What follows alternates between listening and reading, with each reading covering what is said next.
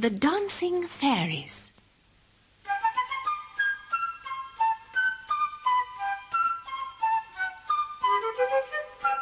Once upon a time, on the Swedish island of Gurf, there lived a servant called Little Anders. He worked as a groom in the stables of Mr. Strahler, the clergyman. Now Little Anders was a dreamer. He dreamt all day and all night about elves and fairies, and he often fell asleep when he was supposed to be working. And one hot midsummer's day, he slept right through the afternoon. "Wake up, Little Anders," said his master. "It's late. Hurry down to the meadow and fetch my horse. We must lock him up safely before dark, or the fairies will whisk him away." The full midsummer moon was shining brightly by the time Little Anders reached the meadow. Suddenly he heard the strangest music from far above his head.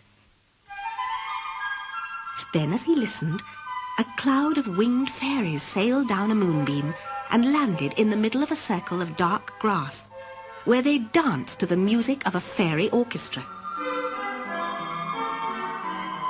Leading them was their queen, who was taller than the others and very beautiful. She wore a silver crown, and her dress sparkled with precious stones.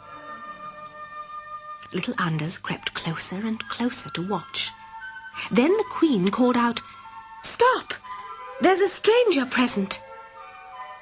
The music ceased, and the dancers stood like statues. "You'd better go home," said the queen, turning to Little Anders, "or you may find yourself bewitched." "I'd rather dance with you," he replied. And no sooner had he spoken than he found himself in the middle of the fairy ring, with the queen in his arms.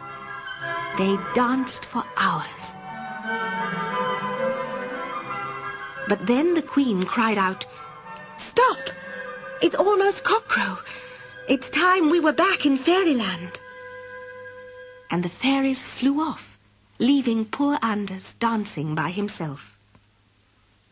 His master found him there in the morning, still dancing. He danced all the way home, and he danced up and down the stairs. He danced all day, and he danced all night. Indeed, he danced for 3 whole days. Then, nearly a month later, on the night of the full moon, Little Anders climbed out of his window just before midnight and ran all the way to the meadow. Once again he heard the wonderful music and saw the fairy dancers sailing through the sky, led by their queen. This time she seemed more beautiful than ever. Folding their wings, they all began dancing with Anders and the queen in the centre of the fairy ring. And as before, they danced happily until dawn. Then the queen said, "Stop! It's almost cockcrow and we must be off. Goodbye, Little Anders. Hurry home." "No!" shouted Anders. "This time I'm going with you." And clutching the queen's robe, he sailed with her up a moonbeam and into the sky, the other fairies following behind. But this wasn't the last of Little Anders. Old Mr. Strahler told everyone that on midsummer nights, when the moon was full, he would see Anders dancing in the meadow.